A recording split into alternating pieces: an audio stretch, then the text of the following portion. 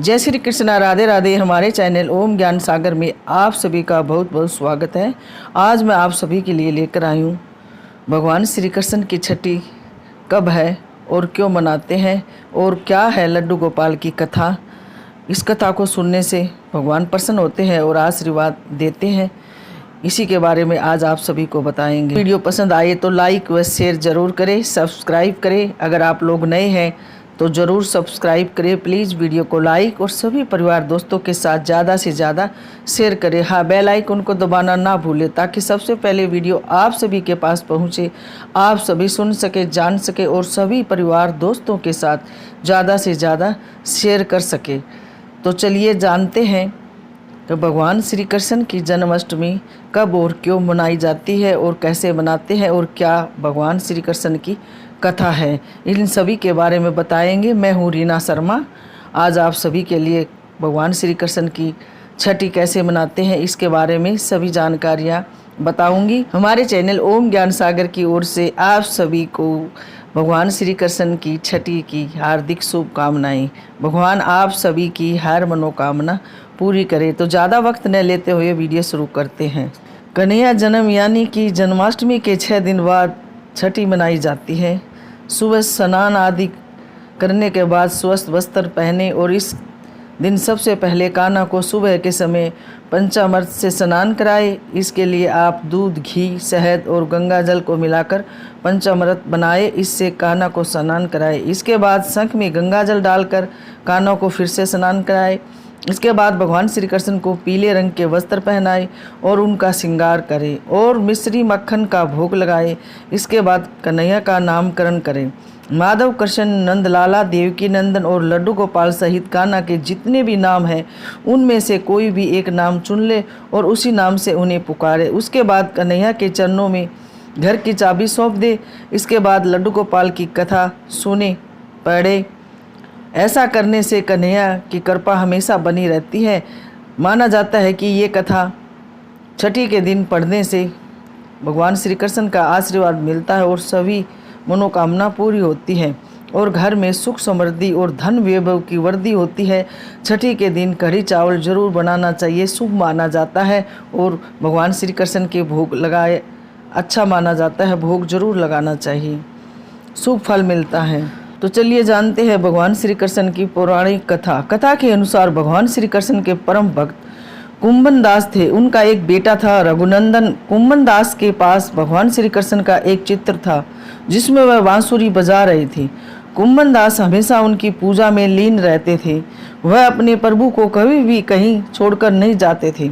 एक बार कुंभन दास के लिए वृंदावन से भगवान कथा के लिए बुलावा आया। पहले तो कुंभन दास ने उस भगवत में जाने से मना कर दिया, परंतु लोगों के आग्रह करने पर वे जाने के लिए तैयार हो गए। उन्होंने सोचा कि पहले वे भगवान श्री कृष्ण की पूजा करेंगे, उसके बाद वह भागवत कथा करके अपने घर वापस लौट आएंगे।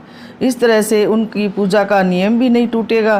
कुंभन दास ने अपने पुत्र को समझा दिया कि मैंने भगवान श्री कृष्ण के लिए भोग तैयार कर दिया है, तुम बस ठाकुर जी को भोग लगा देना। इतना कहकर वह वहां से चले गए। कुंभन दास के बेटे ने भोग की थाली ठाकुर जी के सामने रख दी और उससे विनती की कि वह आए और भोग लगा ले। रघुनंदन मन ही मन ये सोच रहा था कि ठाकुर जी आएंगे और अपने हाथों से खाएंगे जैसे सभी मनुष्य खाते हैं। कुंभन दास के बेटे ने कई बार भगवान श्री कृष्ण से आकर खाने के लिए कहा, लेकिन भोजन को उसी प्रकार से देखकर वह निराश हो गया और रोने लगा। उसने रोते रोते भगवान श्री कृष्ण से कहा कि भगवान आकर भोग लगाइए। उसकी पुकार सुनकर ठाकुर जी ने एक बालक का रूप रखा और भोजन करने के लिए बैठ गए, जिसके बाद रघुनंदन के चेहरे पर मुस्कुराहट आ गई। वृंदावन से भागवत करके जब कुंभन दास घर लौटा तो उसने अपने बेटे से प्रसाद के बारे में पूछा। रघुनंदन ने अपने पिता से कहा, ठाकुर जी ने सारा भोजन खा लिया है। कुंभन दास ने सोचा कि अभी रघुनंदन नादान है, छोटा है, उसने सारा प्रसाद खा लिया होगा और डांट की वजह से झूठ बोल रहा है। अब रोज कुंभन दास भागवत के लिए जाते और शाम तक प्रसाद खत्म हो जाता था। कुंभन दास को लगा कि अब उनका पुत्र कुछ ज़्यादा ही झूठ बोलने लगा है, लेकिन उनका पुत्र ऐसा क्यों कर रहा है। कुंभन दास ने एक दिन लड्डू बनाकर थाली में रख दिए और छुप कर देखने लगा। रघुनंदन ने उस दिन भी रोज की ही भांति ठाकुर जी को आवाज़ दी और ठाकुर जी एक बालक के वेश में कुंभन दास के बेटे के सामने आ गई। रघुनंदन ने ठाकुर जी से फिर से खाने के लिए आग्रह किया, जिसके बाद ठाकुर जी लड्डू खाने लगे। कुंभन दास ने दूर से इन घटना को देख रहे थे। वह तुरंत ही आकर ठाकुर जी के चरणों में गिर गई। ठाकुर जी ने एक हाथ में लड्डू और दूसरे हाथ का लड्डू मुंह में जाने वाला ही था, लेकिन ठाकुर जी उस समय वहीं पर जमकर रह गई। तभी से लड्डू गोपाल के इस रूप की पूजा की जाने लगी है। छठी के दिन इस कथा का पाठ करने से कन्हैया बहुत प्रसन्न होते हैं और श्रद्धालुओं की सारी मनोकामनाएं पूर्ण करते हैं। यह कहानी कथा छठी के दिन जरूर सुननी चाहिए। इससे भगवान प्रसन्न होते हैं और सबको अपना आशीर्वाद देते हैं और हर मनोकामना पूरी करते हैं। यह कहानी जरूर सुननी चाहिए। भगवान श्री कृष्ण की छठी पूजन की विधि के बारे में आप सभी को बताते हैं। श्री कृष्ण की छठी के दिन सुबह जल्दी उठकर स्नान करें और साफ वस्त्र धारण करें। उसके बाद लड्डू गोपाल को पंचामृत से स्नान कराएं। इसके लिए दूध, घी, शक्कर और गंगाजल से बने पंचामृत का प्रयोग करें। इसके बाद शंख में गंगाजल भरकर लड्डू गोपाल को फिर से स्नान कराएं। स्नान कराने के बाद भगवान को पीले रंग के वस्त्र पहनाएं, उनका श्रृंगार करें। उनके बाद लड्डू गोपाल को माखन मिश्री का भोग लगाएं। भोग लगाने के बाद भगवान का नामकरण करें। माधव, लड्डू गोपाल, ठाकुर जी का कन्हैया, कृष्णा, जो भी उनके नाम है उनमें से एक नाम अच्छा लगे वो चुने और भगवान को उसी नाम से पुकारे। उसके बाद भगवान के चरणों में अपने घर की चाबी सौंप दे और भगवान श्री कृष्ण से प्रार्थना करे कि वे सदैव आपके परिवार पर अपनी कृपा बनाए रखे और सबका पालन पोषण करे।